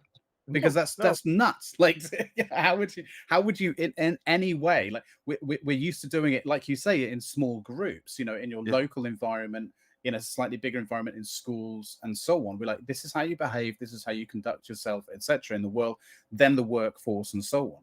But all the while we're forgetting that we're not raising children in those contained environments anymore. We're actually raising them in a global environment 24/7. And we forget that. And so we're making a huge error. But just to go back to the SaaS thing, and you make some really interesting points there too, which is, yes, we have the overabundance and oversaturation of something, in this case, SaaS, and then now AI. But as you very rightly point out too, what happens is a very natural state of equilibrium tends to come into play every time in these huge spikes of overabundance, which is really the law of the universe. When you think about it, out of chaos, eventually, given enough time, comes order. And what you'll find is, out of space dust that orbits each other over millions of years, main celestial bodies will form.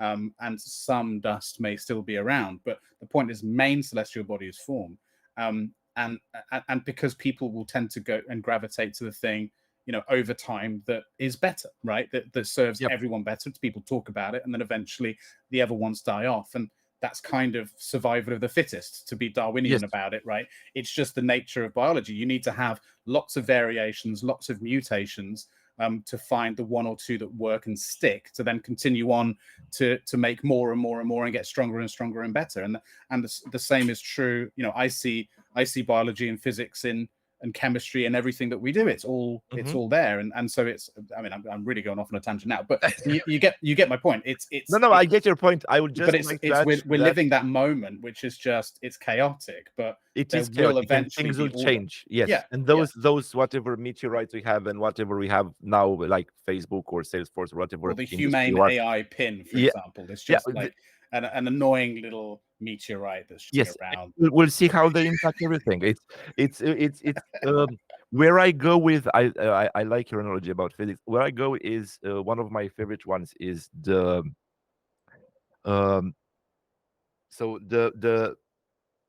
theory that everything in nature is in the after the Big Bang, everything is made out of little tiny things, like the theory of parallel universe. And for our universe to exist, all those little things have a resonance, like a song, but every single song is different. But in order for whatever we have to exist, they needed to all sing kind of together, but in a different way. So it's that idea of having different things, but that work together. And it's about a team, and how we build a team. That's usually my analogy. But it's also, when you look at everything else, they need to play together. Because if you'd have a way of having one account for all the social media platforms that exist, you would find it very easily to switch to new ones, to smaller ones, to big ones, to that. And that means that you would be able to, they will need to give you value for you to stay on it. Not just, I'm Facebook, there is nobody else. I'm Instagram, you cannot do another Instagram. I'm Twitter, you cannot do another Twitter. Even Facebook tried to do another Twitter in terms of threads, and fair enough. Let's not go there. But as a principle, I mean, Twitter is still there, even if the unnameable Mr. Musk was try to fuck it up as much as he could, and it's still there because it has a purpose and it has a position. But because you have so much invested in it, and it's almost impossible to take anything out that actually belongs to me, because it's my data, it's my thing. And that's going to be an interesting conversation, by the way, down the line, in terms of who owns my data, by the way, because that's going to be so much fun. It's going to come, because it's, technically speaking, is my data. Practically speaking, there are loads of people who benefited from my data, and I haven't. We haven't, technically, but when that conversation will start, things will change dramatically. All those big boulders will start moving in a very different shape and form, because it's ownership and accountability will become something that is going to be driving them rather than. Yeah, I'm really glad you brought that up, because actually that's something I did want to discuss, because we're obviously, you're building a platform that's leveraging AI. AI Yes. is we've alluded to, and you know, as of right now, these LLMs rely on continuously new data in order to improve and become, you know, either more intelligent or more human in terms of their interactions, or whatever, however you want to define better, right? Basically. And like you were saying earlier about, you kind of alluded to that we need to continue feeding them. It's no good to just feed them more, what I would maybe call black and white data. They need more human reference points. And so yes, you're absolutely right that, because of, you know, I'm building a startup, which I don't think we talked about, which is based on assessing the skills of humans, right? And within a specific workforce. And we're currently focusing on both teachers and so best teaching methods and sales, right? Because there's the two areas that both my co-founder and I know. He knows as a former academic and teacher and teaching consultant, the world of education, and I know sales as a former the same thing, but in sales, right? Basically. And the question has to come, well, you know, how valuable is that data going to be, and who owns the cognitive data of something to do with something like skill or how to address a problem and so on. Like, for example, you just said you've created a number of different GPTs based on yourself and in various forms, and how maybe you would address a problem, or how you would write or speak, etc. That's your data. But when you're giving it to a platform where it lives there, whether it's without you realizing or not, you're effectively training the future models in the same way that the argument is about art, you know, music that informs AI music, paintings that inform AI creations on Midjourney, etc., and DALL-E, and video now, like all of who owns anything now? I mean, even your own likeness to some degree is being utilized, and it kind of strips everyone away from identity and ownership of pretty much everything. So where do you think this is going to go if we're talking about chaos turning into order? Where do I think, or do I hope it's going to go? So I think if we would have a simple answer to that, we would be sitting on a beach somewhere in Ibiza and taking. Well, then let's figure it out. So we can do that. Come on. So isn't that the goal of every founder? But I still like the work. I think I would be too depressed on a beach in Ibiza just constantly, because I don't like music. I would go somewhere else. But as a principle, maybe a beach on Ibiza, but whilst wearing a headset. So no, I know. I want a watch shop. I want to build a watch shop. That's like nice, quiet, and that's it. But as a principle, going back to that part from the joke, what you said is absolutely spot on. It's technically speaking, what's happening at the moment is everybody's stealing everything that they can so that they can build this faster than the other guys. It's as simple as that. Regardless how you want to do this, it's a land grab. It's everybody grabs everything that they can. It doesn't matter if it's shit, good, bad. Fuck it, just have it. We'll see afterwards what's happening. Then you apply the principle of shit data in, shit data out, because a lot of the data on the internet is shit. Majority of the data on the internet is absolutely shit. So when it comes to personal knowledge and how you train that, from my perspective, it has to be a value exchange. As simple as that. If you give me enough value, I will give you my data, because I have enough value out of that. Not all my data, because that's the conversation now. So I should be able to choose something, but I should be able to have that exchange, because otherwise, if I keep everything to myself, the output is not going to get better. If you steal everything, then you lose trust. So I'm not going to use you. I'm going to go to the next one.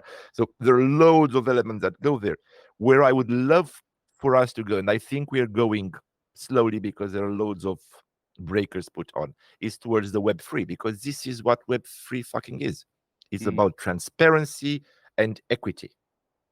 If I have equity in your product and I give you my training and I'll give you my knowledge, which might be valuable, and do that, then give me something in return.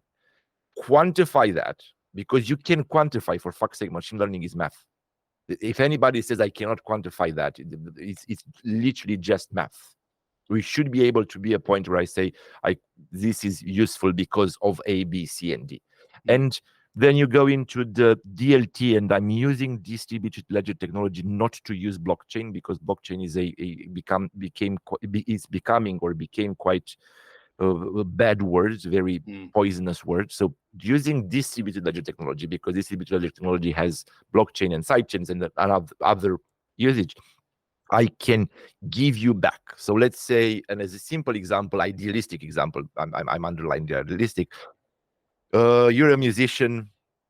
You've got these songs. I'm training this music AI that gives you some value, or a sort of value. I'm not going to go into details, but I will need your music to train that. And I'm going to make money out of my product, and I'm going to make £10 a year out of my product. And I know you've trained it with, you helped 0.2% or 0.01% of my work.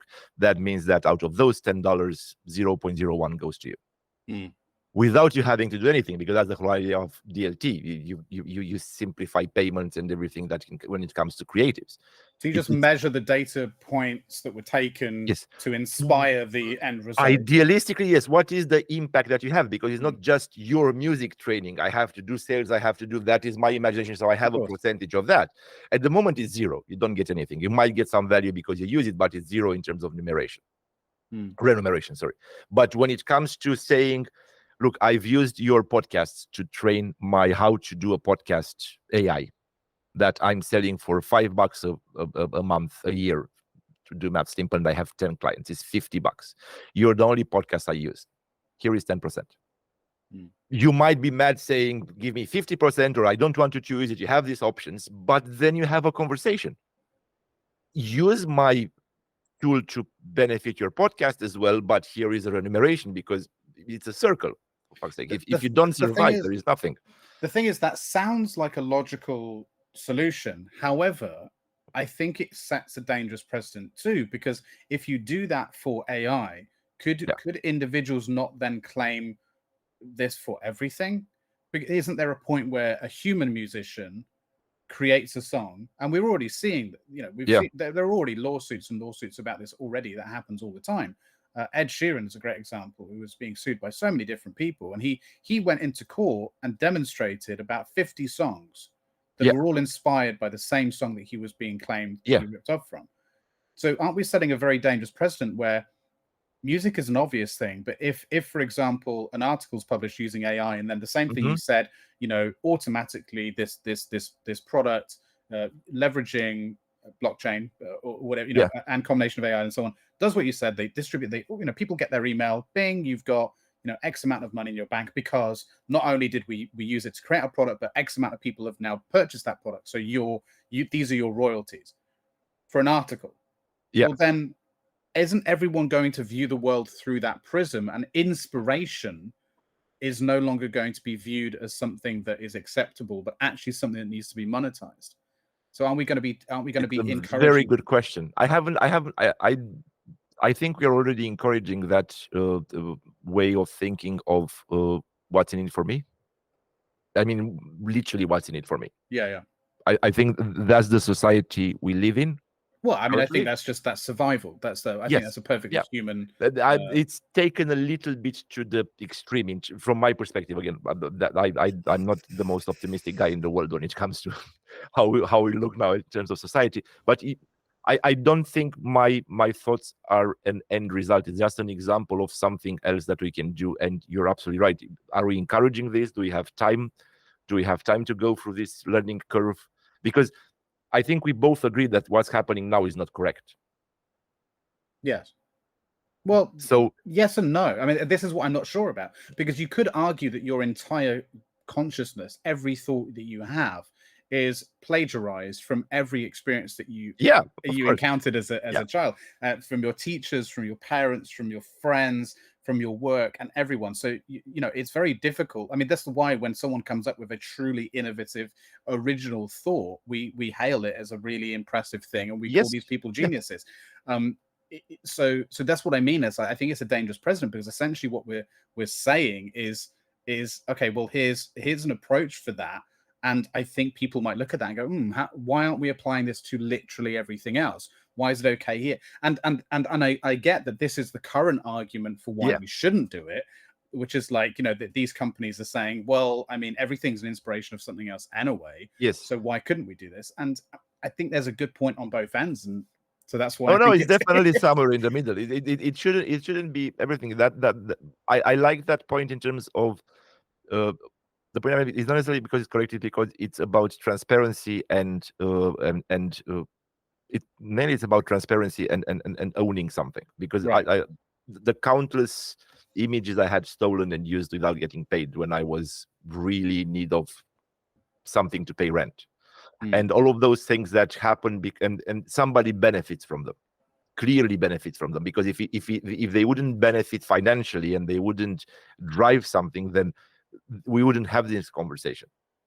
And yes, I'm going down the idealistic route. I'm definitely on the idealistic side out of it. I'm not necessarily on the practical side. That's why my better half really brings me back with my feet on the ground, because she's way more realistic than I am.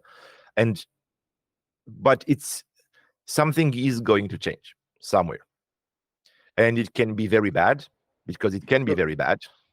But would you have cared so much about having your work stolen from you if you were a millionaire? I've never been a millionaire, so I don't know how that. Do you think you would? Like, I'm just sort of, do you see my point? Yeah. It's circumstantial, isn't it? Like, I think it is definitely. That's why I said the value added, the value exchange, because if there is a value exchange, then you can build on it, literally. So if there is the value. I think there inherently is already an exchange that people often forget, which is the world gets to experience something new. So let's say if I'm an artist and I create music, and someone creates another song that is clearly inspired by my song, but not plagiarizing it. They add their own creative twist. Like a great example of that is just a cover, right? If someone covers, let's say, one of my songs, and it goes viral, it does really well. I've got one of two choices. I can either be bitter about that because their cover of my song is more popular, or I can say, fantastic, I'm a musician. I want to make people happy with music. This person is making people happy with their music. I am living through them to achieve that goal. I have inspired them to do it.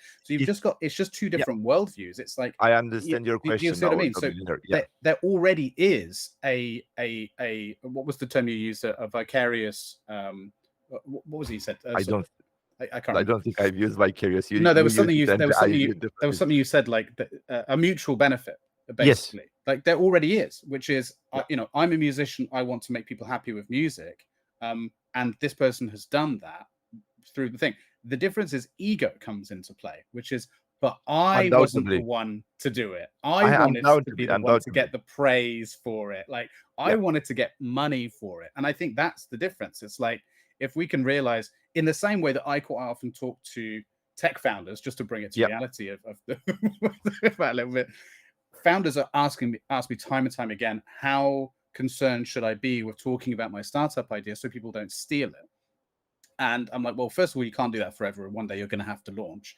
And second of all, if people steal your idea and solve the problem that you're looking to solve, then you can go, brilliant, someone solved the problem I wanted to solve. And they did it better than me. I'll find another problem. If you really care, better. It's in the delivery, it's not in the idea. I mean, exactly. In so TV... if you get annoyed about the fact that someone else has solved the problem for you or better than you, well, then you probably weren't in it for the right reason, or you didn't know how to do it properly. Absolutely. That's one of my things. So in television here in UK specifically, there is a word that says ideas are 1,000 for a penny. It's about how you apply it, and that application can come from the relationships you have with the TV stations, like for us with VCs, for example, your ability to do it, your ability to deliver it, your ability to make it better, and so on and so on and so on and so on. So that happens already. So there are examples.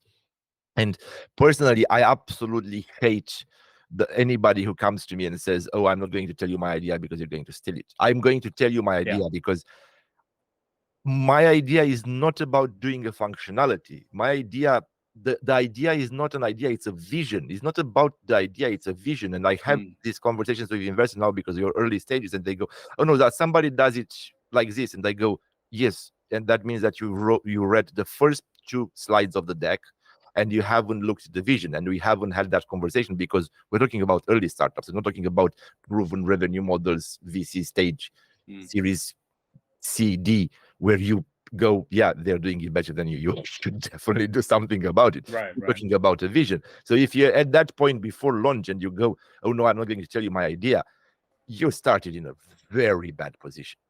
Because you have to say your idea, because I've told you my idea. You gave me feedback on how you're doing the editing. I've told the idea something. You give me, okay, I can change that. I can change that. And you're in a constant change. If you don't have that conversation, it's just you and your imaginary friend, which basically is an echo chamber. Yeah, exactly. You have no idea if your idea is any good until you tell someone. Yeah. Right, exactly. Absolutely. Yeah. And asking your closest friends is probably, if your idea is good or bad, is probably not a good idea, because they're probably always going to tell you what you want to hear. Yeah, and usually your closest friends are not necessarily a competition or somebody that has knows the industry. You don't have a lot of close friends within the industry or within that, and it's no. It's and again, if I can pick up your idea and do it better, that means that it's just an idea. You didn't have a vision. I had a vision. And competition is important. Yeah, we need competition in order to be more successful. I mean, going back to the analogy of survival of the fittest in biology, competition is a very key component into ensuring that there's a pushing of the boundaries to create the next innovation. Without that, we wouldn't have it. Really quickly as well, you mentioned something earlier, when I was using my analogy of kind of like the formation of stars and planets and so on, you said about the resonance between the material. I think what's really important to mention there as well, to take it back to the wider topic that we're discussing, is there is a unifying force in the universe that does that: gravity. And I often see a founder's role in an organization, because you were making that comparison to kind of doing that with team members and individuals and so on when building a company, as being the gravity of the system that you're trying to build. I mean, that's essentially, that is the role of a founder, which is sometimes why quite often people were described as having gravitas, right? It's like, what do they bring? Do they command a room? Do they inspire vision? Do they rally people together? It's like everyone can have their own little separate narratives or views or visions on things, but it takes someone to get everyone to gradually start working in harmony until to some degree they're revolving around the same celestial body, right? As long as you don't take it literally and you think yourself as the god, and start getting a bit hard to do for a lot of founders, and understandably so, because once you start thinking that you are the literal center of the universe and everything revolves around you, it's quite difficult to remove yourself from that responsibility. And not get an ego. Absolutely. Yes. And you fuck up because you can become a micromanager and you want to do everything. Right. Yeah. It's important to just go, yes, I have an important influence on everything, but everything in it itself is it has a huge amount of value, and it's now become bigger than me. And that's a very difficult thing for a lot of founders to accept, for sure. Oh God, yes, because they take your analogy on gravity way too seriously, or some of them are slightly psychopaths and they want to be the center of the universe anyway. So they're in a position where they want to go, which is it is the case with a lot of founders, undoubtedly. Well, you probably need to have something a bit wrong with you to be a founder in the first place, though, right? God, and a little bit. It's true though, right? So there has to be. Someone explained it to me really well the other day. They said, you have to have a pretty high opinion of your own opinions in the first place, right? To be a founder, in the sense of like being fairly, to some degree, arrogant and saying, I have an idea and I think it's great. You see, that's a very interesting concept, because I fight with the imposter syndrome quite a lot, and I know a lot of people do that. And I'm not unique or the center of the universe from that perspective with that. But I've tackled a lot from that perspective in terms of in my own head and in conversations, and I think there is a very thin line in really believing in your ideas, in terms of having the arguments to back up your ideas and having that vision, which you have to have, otherwise there is no vision, to the point where you think that everything you say is right. Right. There is a thin line where you can fall on either left or right, because having that imposter, every time I would open my mouth, I would say, wait a second, who the fuck are you to say that? You're not really, because that's the imposter syndrome, that little voice in your head. Who are you? Who are you? Why are you saying this? On the other hand, I always loved that concept of, tell me I'm an idiot, but tell me why. If you tell me I'm an idiot, we're going to get in a fight because I'm Eastern European. If you tell me why, you're going to be friends. Yeah.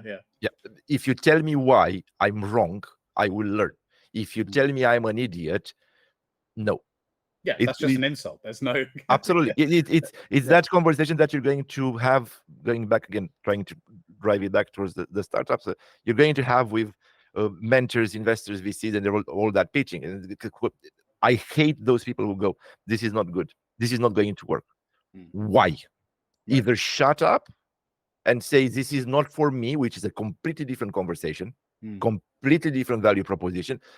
It's not for me. I don't like your beard. I don't like the way you've put it in there. It's not my industry. It's not that. This is not for me. It's a fantastic way to close the conversation, because you can do it both ways as a startup towards but even then, understanding why would be useful at that point. It would be useful, but it's harder to say why it is not for me, and you can explain it. But when you say this is not going to work, this is a shit idea, this is a bad idea, fuck off, I'm not going to talk to you. That's an insult, because you need to give it. This is not going to work because your go-to-market plan is bad. This is not going to work because in the industry and I'll give you a practical example. I had a pitch with an investor that I still have conversations with him, and I really drove me into a different direction in last 3 months. Coming from the industry, said, love the idea, love that, is not going to work. And I go, why do you think it's not going to work? Because our industry is full of people who are overworked and they need a managed service. Do a managed service, see if it works, come to me, I'll give you the money. Went back, very annoyed, blah, blah, blah. You always put a lot of energy and emotion into any pitch, and you have to take a couple of hours, if not days, to actually drill into the situation when it's an interesting conversation. And I go back and I said, fuck, he's right. And not only that he's right, but I took it, I put it on paper, I wanted to understand why, when, where, how, and go through that. And I said, yeah, but that puts me in a way better position than I was 2 days ago when I had this conversation. It's not necessarily taking it word by word, but it's just, that slap on the head that aligns things. Yeah. Because he said, he didn't say you're an idiot. He was very nice and kind, but he said, this doesn't work because I think this is there. But if you didn't have that context, you could hear that as you're an idiot.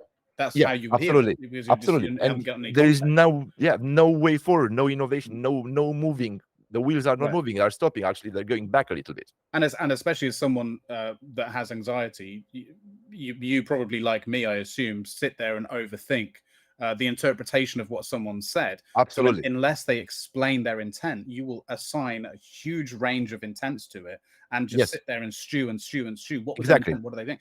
What's wrong with me? Am I an idiot? Etc. Etc. So it's interesting because there's a huge amount of parallels in your journey with Visual Hive and my own startup, where we've spent the last year, really over a year now, going through a very similar journey. We built a product, we built the SaaS product.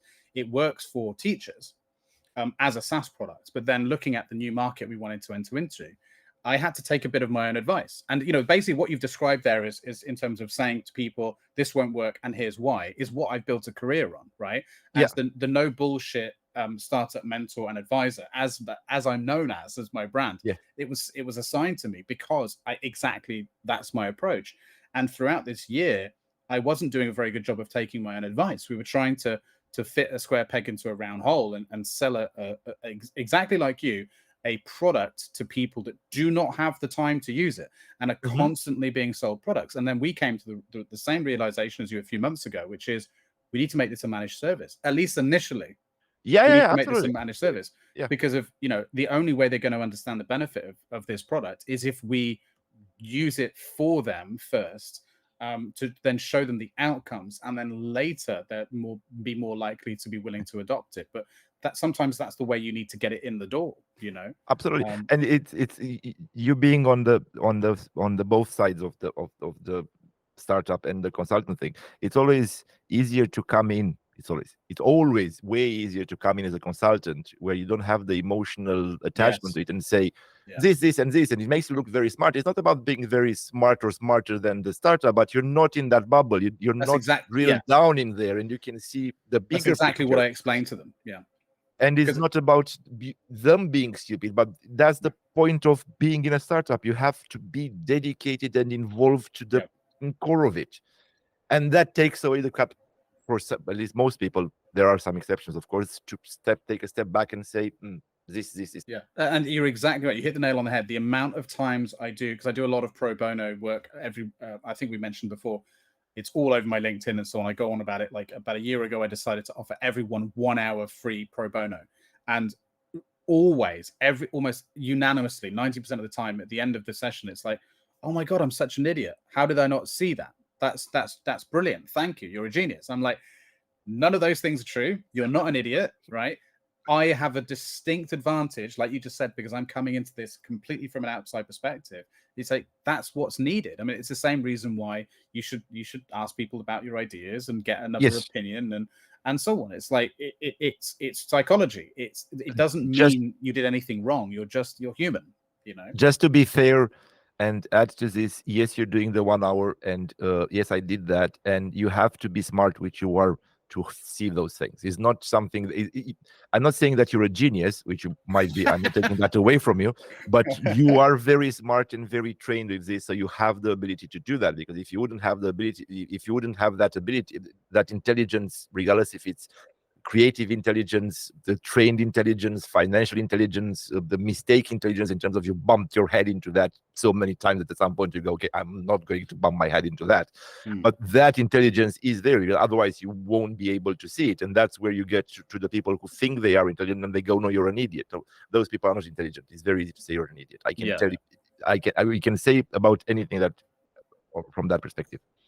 Well, I appreciate the kind words, but thank you. Yes, but the 1 hour thing, it's definitely something that people should take on, because it was very beneficial. And I appreciate it. Thank you very much. But yeah, it's I don't know. I just don't think I'm cognizant of how easy it is to think that you are the center of the universe. So it's important for me to try and remind myself. To be honest, I think the reason why those conversations go as well as they do often is because the people I'm speaking to are the ones with such great ideas and great intent, and actually that's what makes it easy.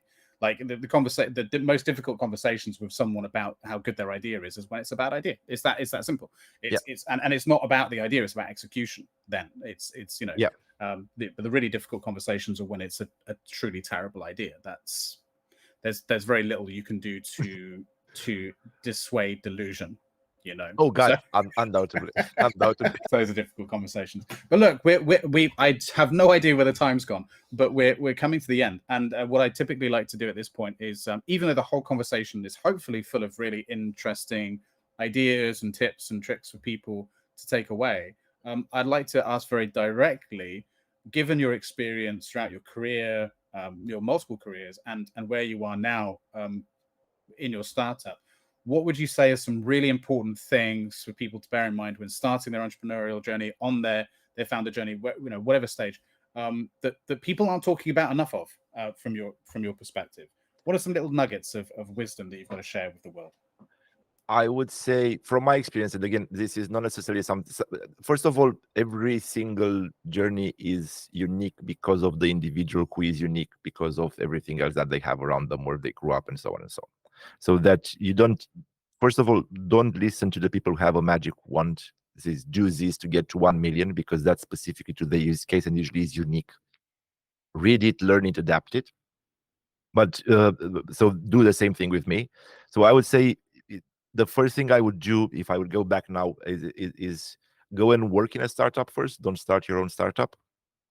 Go and learn on somebody else's money, because unless you're a millionaire or billionaire, you can have fun. Go and learn on somebody else's money. Honestly, it should be done, and you'll add value to that startup anyway if you're intelligent. If you really want to go down that way. The other thing is, be prepared to fail, but not on the idea, this might not work. Be prepared to fail on the first day, because that gives you, first of all, it's a mathematical thing. Forbes, according to Forbes a few years ago, the chances of a startup to succeed are 0.0009%. You're going to fail. It's a very stressful thing, and somehow you're going to fail. But if you're prepared to fail, that means that you're prepared to change and make the difference between failing and giving up. Because failing means that you're going to make a mistake and you're not going to go to market in the 3 months versus 2 months and somebody else is going to make it. But that doesn't mean you have to give up, because if you have a vision, that MVP never matches the vision. It shouldn't match the vision. You shouldn't be able to match the vision theoretically in most, if not all of the cases. So that means that the MVP or the beta and the version 1 and version 3.1 is just a journey towards a vision, because it cannot be in any other way. So if you're prepared to fail, that means that the MVP, the alpha, the version 3 is not what you wanted, or is not correct for the market, is not on the right time on the market. There are so many things that don't even, or you fucked up, you didn't know how to pick up the team, you didn't wake up in the morning or anything like this. But that doesn't mean that you don't need to go towards the vision, and be very realistic about how stressful and how much pressure is in these things. And I'm saying that as more or less an old man at 42. It is a lot of fucking pressure. It's unbelievably hard, and it's unbelievably frustrating, and in the same time it's unbelievably rewarding at the end. Not financially, I'm not talking about the cash here. I'm talking about the joy of doing this.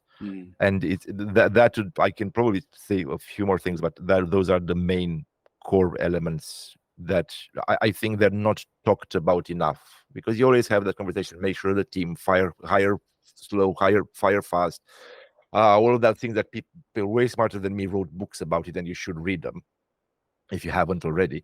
But from my personal experience, that's something that really helps. I think you great advice, and I think you're right. You know, there is a lot of advice out there that is in books and online and so on, which is very, very broad.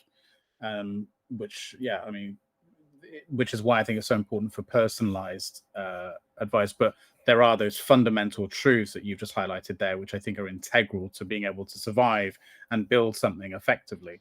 Because I don't believe you've read a book about how can I start my startup where I have a hat, I live in Devon, I have a purple shirt, and I have this kind of headphones. Not yet. Maybe Yes. maybe AI will help with that. Like, you type in it scans your online presence, and then here's a curated book on how you specifically, Bogdan, can build a startup. But also, if you don't mind, I wouldn't mind just really briefly adding, I think for the context of those that might be watching or listening who aren't looking to maybe build SaaS companies specifically, because we obviously we're both in software, so we talk about that a lot. But maybe just any kind of other entrepreneurial endeavor, I think the same rules apply. And I only say that because you talked about sort of, the alpha, beta, MVP stage, which is all terminology very specific to that world. Yes. But actually, I think, essentially all these terms apply in the same way to whether you want to start a window cleaning business or a car valeting business or being a bricklayer or whatever it is you want to do. These rules apply. You will fail. It will be hard. You will doubt yourself. And the number one key thing, like you say, is to not give up. If you really, really want to do something, keep at it, which is easier said than done. But undoubtedly. And it's very easy to go into the delusional side in terms of not knowing where to stop as well, but you have to get there first. And you have to give things enough chance. It's a very thin line, and it's hard to know, and no one else will know better than yourself at the end of the day. That's the personalization side. Exactly. Good way to end it on. I think very positive, motivational end to the conversation. And I'll be honest, I think I could talk with you for another 2 hours. There's so much more that I would love to, but maybe over a beer in Devon when it's nice and sunny. Sounds good. Sounds good. Or maybe in season 3 we'll have you back on. And I'm all yours, technically speaking. I love to talk if you haven't noticed. Me too, if you haven't noticed. So that's good. That's why I do a podcast. Awesome. Well, listen, man, thank you so much for being so generous with your time. I'm super excited about what you're working on. It sounds really great. And next time you do come on, I would definitely want to hear about what you've achieved by then. So my fingers are crossed for you and you all Thank of you. And you too. Good luck with the startup. Thank you so much. Really appreciate it. Well, have a wonderful weekend, and we'll catch up again soon, hopefully. Yes, definitely. Thank you very much. Have a lovely day. Cheers. Take care. Bye-bye. Thank you for listening and/or watching. Please like and subscribe and join in the conversation in the comments below.